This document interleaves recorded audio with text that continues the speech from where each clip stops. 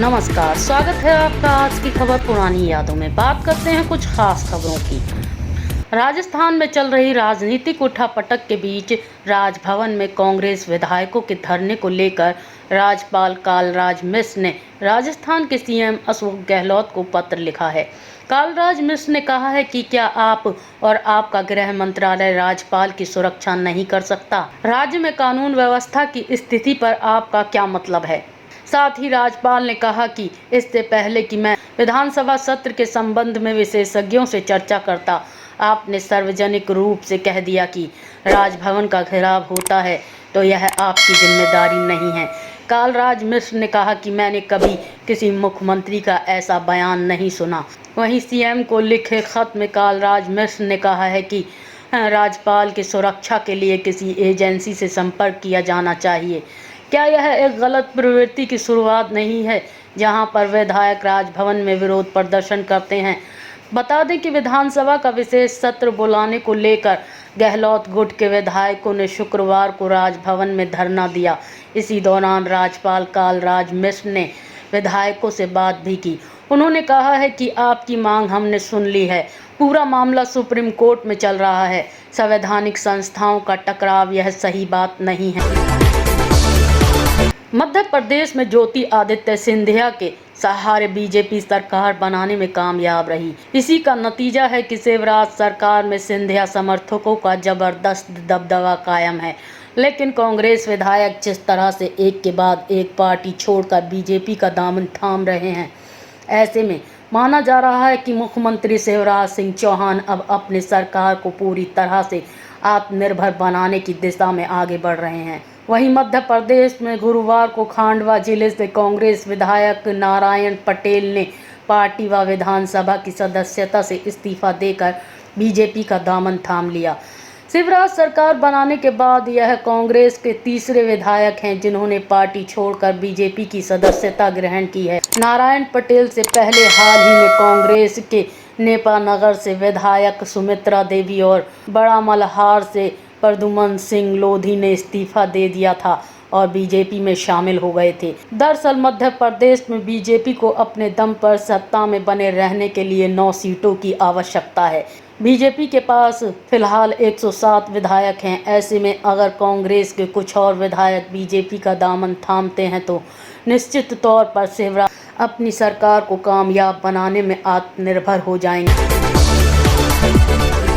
दिल्ली के छतरपुर में बने 10,000 बेड के कोविड सेंटर से एक हैरान कर देने वाली खबर सामने आई है, जहां पर 15 जुलाई की रात एक 14 साल की नाबालिग कोरोना संक्रमित लड़की के साथ रेप की घटना को अंजाम दिया गया। 19 वर्ष के कोविड संक्रमित शख्स ने बाथरूम के अंदर नाबालिग लड़की के साथ दुष्कर्म किया। वहीं आरोपी का एक साथी भी वहां पर मौजूद था जिसने इस पूरी वारदात का मोबाइल पर वीडियो बना लिया।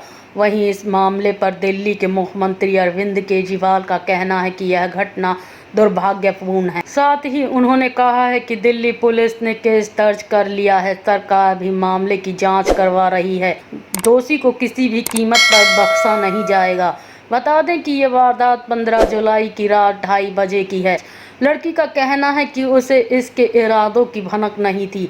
जब वो रात को बाथरूम जा रही थी तो उसे पीछे से पकड़ लिया और एक लड़के ने रेप किया, जबकि दूसरे लड़के ने वीडियो बनाया।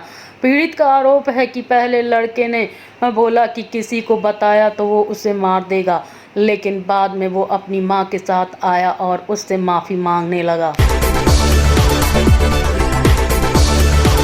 कांग्रेस सांसद राहुल गांधी ने एक बार फिर सरकार पर हमला करते हुए कहा है कि केंद्र की नरेंद्र मोदी सरकार आपदा के समय में भी गरीबों से मुनाफा वसूलने में कोई कसर नहीं छोड़ रही है। राहुल ने कहा है कि देश में बीमारी के बादल छाए हुए हैं, बावजूद इसके इंडियन रेलवे मुनाफा कमाने में जुटी हुई है। राहुल गांधी ने एक रिपोर्ट पर ट्वीट करते हुए ये टिप्पणी की है। इस रिपोर्ट में बताया गया है कि कोरोना काल में भी इंडियन रेलवे ने श्रमिक स्पेशल ट्रेनों से 400 करोड़ रुपए की कमाई की है। इसी पर ट्वीट करते हुए राहुल गांधी ने कहा है, बीमारी के बादल छाए हैं, लोग मुसीबत में हैं, बेनिफिट ले सकते हैं। आपदा को मुनाफे में बदल कर काम कर रही है गरीब विरोधी सरकार। प्रदेश में आपराधिक वारदात थमने का नाम नहीं ले रही हैं। प्रदेश में आए दिन हत्या, लूट, अपहरण की घटनाएं देखने को मिल रही हैं, जिसके बाद पुलिस पर भी सवाल खड़े हो रहे हैं। कानपुर अपहरण का मामला ठंडा भी नहीं पड़ा था कि अब यूपी के गोंडा से एक कारोबारी के बेटे के अपहरण की घटना सामने आई। जानकारी के मुताबिक अब उत्तर प्रदेश के गोंडा में एक कारोबारी के बेटे का अपहरण कर लिया गया। अपहरणकर्ता मास्क बांटने के बहाने आए थे, जिसके बाद उन्होंने कारोबारी के बेटे का अपहरण कर फिरौती की मांग की थी। हालांकि पुलिस ने 24 घंटे के अंदर केस सुलझाते हुए बच्चे को अपहरणकर्ताओं से छुड़ा लिया। वहीं इस मामले पर समाजवादी पार्टी के अध्यक्ष, उत्तर प्रदेश के पूर्व मुख्यमंत्री अखिलेश यादव ने बीजेपी सरकार पर निशाना साधा है। अखिलेश यादव ने कहा है कि बीजेपी सरकार अगर उत्तर प्रदेश की बच्चों की रक्षा नहीं कर सकती है तो उसे सत्ता में बने रहने का कोई अधिकार नहीं है। बता दें कि हाल ही में कानपुर में एक लैब टेक्नीशियन का अपहरण कर उसकी हत्या कर दी गई थी, जिसकी वजह से पुलिस की भी काफ़ी किरकिरी हुई थी। अब ये दूसरी घटना है।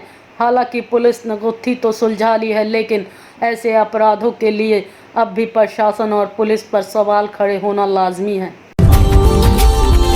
Subscribe now and press the bell icon. Never miss an update.